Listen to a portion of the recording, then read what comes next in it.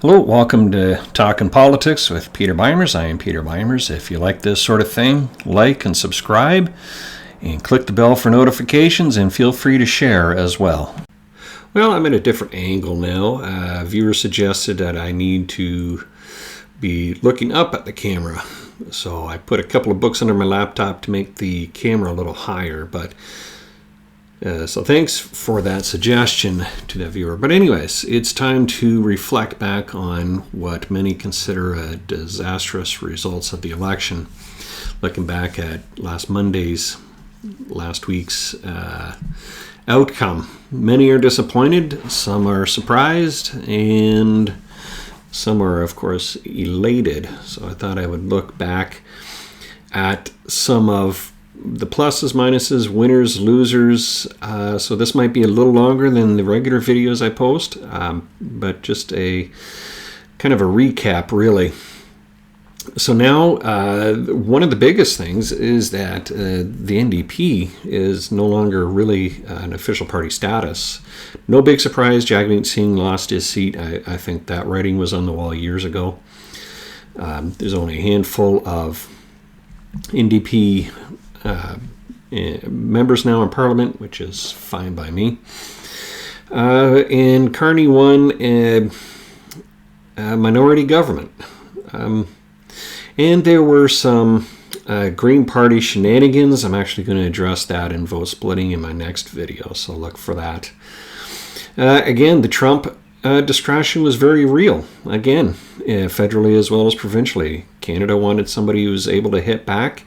They even coined the term elbows up, like they wanted to do some damage to the Americans. Bury them. That'd be like Fritzy's Fries saying they're going to take down the McDonald's empire. It's just not going to happen. Anyways, if Trump truly wants to make Canada the 51st state, he would naturally want the weakest leader as prime minister, hence the Carney endorsement. So that's not a surprise there. Others think that he endorsed Carney for other reasons, but in the end, time will tell. There's some winners and losers. The big winner, of course, was Carney. He won the minority seats, so he is the prime minister, this time actually elected.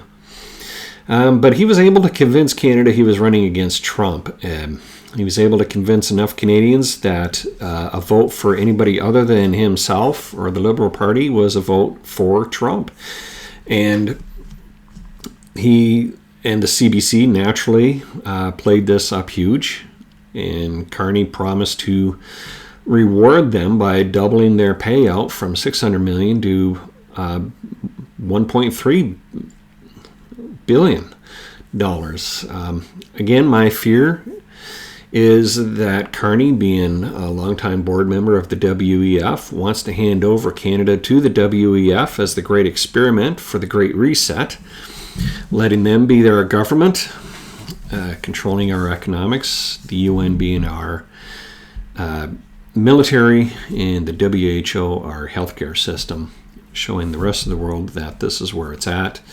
And Trudeau started it. I don't think he was smart enough to execute much of it. Carney obviously is much smarter and much more slick and a much better talker. He doesn't have the ums and ahs and the whatevers, and he doesn't throw temper tantrums like Trudeau does, which makes him a little bit scary in that respect. Or if you're a liberal, it gives you greater confidence that he's not umming and ahhing and is able to actually answer some questions. The losers, obviously, in my opinion, Canada, as well as Canada-U.S. relations. Canadian jobs possibly on the line. Some economists are already saying and predicting that a short recession is about to hit Canada, and particularly hit Ontario the hardest. Doug Ford, the Ontario Premier, was elated at the election results of his federal Liberal Party, which he endorsed, which of course further shows that he is a Liberal in merely a brown jacket or in a blue jacket. He's not really a conservative. He actually made fun of the Federal Conservative Party, calling them out on several things. was not very supportive of their federal counterparts and was doing all that he could to support the Liberal Party. And my screen just went black. There we go. Back. So anyways, now we have, as the third largest party, the Bloc out of Quebec. So like the NDP, we got to depend on the Bloc for a non-confidence vote to hold another election. Which is kind of weird because the Bloc doesn't do anything for Canada. They only do things for Quebec. They actually block things and make things worse for Canada as a whole. So I'm kind of wondering if they'd vote for a non-confidence vote sooner or later. So again, time will tell. Some suggest we may be back to the polls later this year, and others suggest it may be another 4 years because Carney will do some shenanigans such as making NDP cabinet members as part of his cabinet. I'm not sure if this is even possible or even legal. Why would you make other party members from opposition parties part of your cabinet?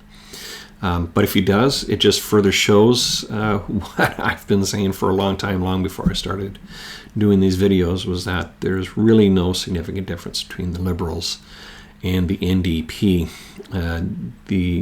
Today's Liberal Party is not your parents' Liberal Party. There may have been a difference 20 years ago, but today there's very little difference between the two. So to make them quasi-party members as part of his cabinet, those slick, sly, but it's also dishonest.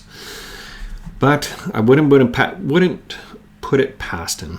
But time will tell to see what will happen. I'm hoping we'll be back at the polls later this year in 6 to 8 months. I don't know. We'll have to see. In the meantime, we'll just do our best with what we got.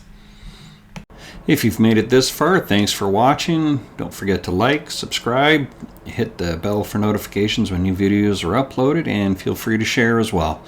Thanks for watching. I'm Peter Beimers, and we'll see you next time.